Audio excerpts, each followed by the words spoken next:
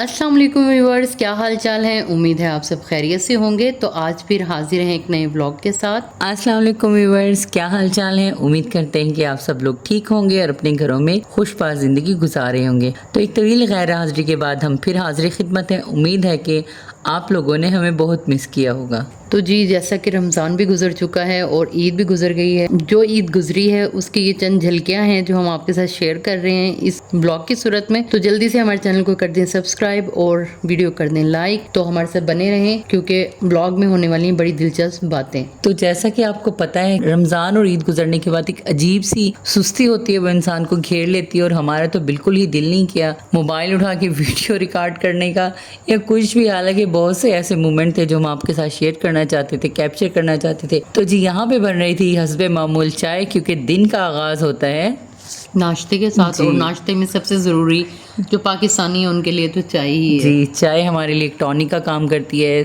Sir दर्द की दवा है, बल्कि दर्द दिल की भी दवा है। जी, चाय हर सूरत में ही चाहिए। हम लोगों को थक गए हैं तो चाहे ये तो ज़रूरत है। जी, तो साथ में बन रहा था आलू का पराठा, जो कि बहुत ही मज़ेदार था। और चाय और आलू के पराठे की तो क्या ही बात है। घर के वही काम चल रहे थे जो डेली की रूटीन है, लेकिन कामों को मैनेज करना और छोटे बच्चों का साथ हो और फिर बच्चे स्कूल गोइंग हो तो बड़ा ही मुश्किल हो जाता है आपके लिए व्लॉगिंग को साथ लेकर चलना। तो जी, वाकई ये बात तो है, हकीकत है कि टाइम मैनेजमेंट इस चीज़ में बहुत मैटर करती है। जब हम अपने टाइम को डिवाइड करते हैं अच्छे से कि हमने इस टाइम पे ये काम करना ही करना है, तो सब काम आसानी से हो जाते हैं। लेकिन कभी ऐसा होता है ना कि इंसान का दिल ही नहीं चाहता कि वो ये काम करे, सुस्ती सी छाई रहती है। और किसी दिन ऐसा होता है कि अक्सर मैं तो कहती हूँ कि ऐसा होता है, मेरे साथ तो होता है। तो जैसे नींद नहीं पूरी होती, रात में ज़्यादा स्क्रॉलिंग कर ली, मोबाइल देख लिया या ज़्यादा देर तक जागते रहे और सुबह को फिर ऐसे सुस्ती होती है। दिन में बेशक सो भी जाएं घंटा 2 घंटा, लेकिन वो जो रात की नींद की कमी होती है ना, वो पूरी नहीं होती और इससे हमारा पूरा दिन का जो शेड्यूल है ना, वो डिस्टर्ब हो जाता है। तो यहाँ पे हो रही थी दोपहर के खाने की तैयारी, और दोपहर को बना था चिकन और साथ में था कद्दू। और गर्मियों की सारी सब्जियां ही बाजार में दस्तयाब हैं, तो गर्मियों की माशाल्लाह से बहुत अच्छी सब्जियां होती हैं, फ्रेश और ग्रीन। अच्छा, सर्दियों का भी यही आलम है। जैसे सर्दी आती है और उसकी सब्जियां आती है सर्दी की, तो वो भी इतनी अट्रैक्टिव लगती हैं। और अल्लाह ने क्या कशिश रखी है कि सीज़न चेंज होता है और फिर से दिल करता है कि वही जैसे सीज़न चेंज हुआ, भिंडी को भी दिल करता है, करेले खाने को भी दिल करता है और बैंगन का भरता खाने को भी दिल करता है। उन लोगों से माजरत जिनको बैंगन पसंद नहीं है, लेकिन हम तो भाई बैंगन का भरता बहुत मज़े से खाते हैं और बनाते भी हैं।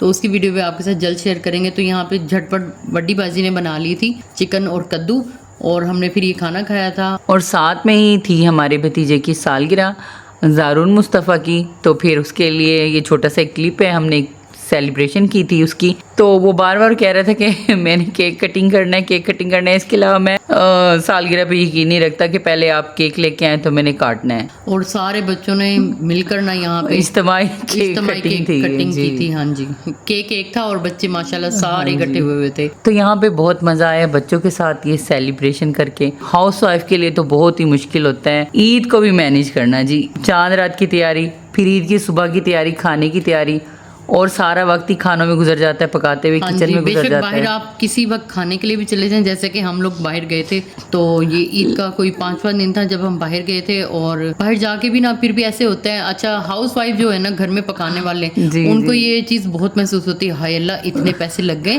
और इससे अच्छा तो मैं घर में ऐसे अच्छा बना लेते हैं और मतलब ज़्यादा क्वान्टिटी में बनता। और हाउस वाइफ होती है ना, वो इस चीज़ को बहुत सोचती है जब बजट थोड़ा सा आउट होता है ना, तो इस लिहाज से वो कहती है कि नहीं जी, लेकिन बच्चों के साथ जाना चाहिए।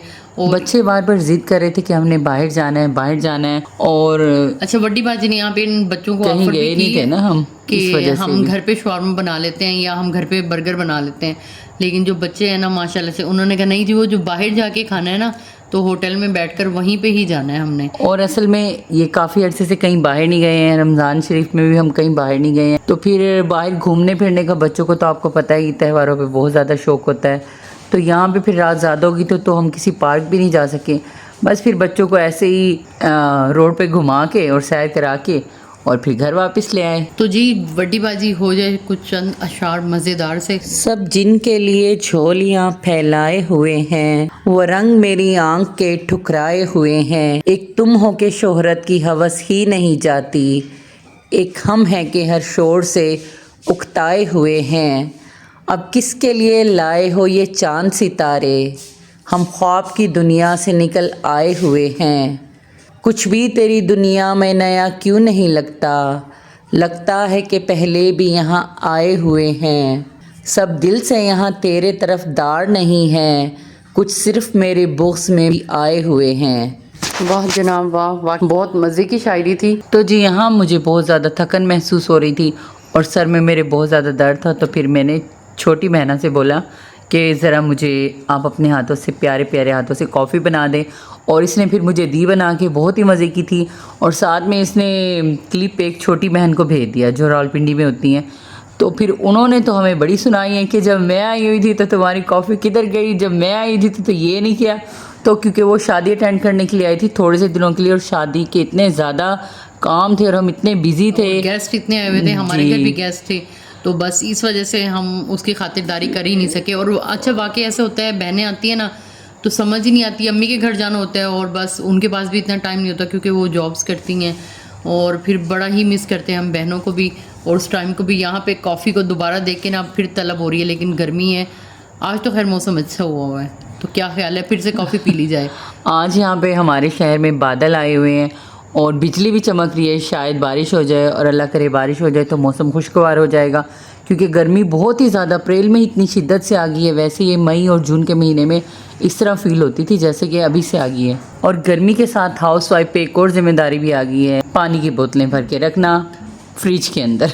जी जी, खाने से पहले बोतलें भरना, खाने के बाद बोतलें भरना, सुबह उठ के बोतलें भरना। जी जी, रात को जब पानी इस्तेमाल करते हैं घर में तो वो बोतल तो वापस रखनी नहीं होती, बिल्कुल नहीं रखती, वो ऐसे बेड के पास साइड में पड़ी होती हैं, वो सिर्फ हमने रखनी होती है। जी जी, ये काम तो माशाल्लाह से चल रहा है। ये काम भी खालिस्तान औरतों के हवाले किया हुआ है कि ये लोग पानी भी नहीं रख सकते फ्रिज में।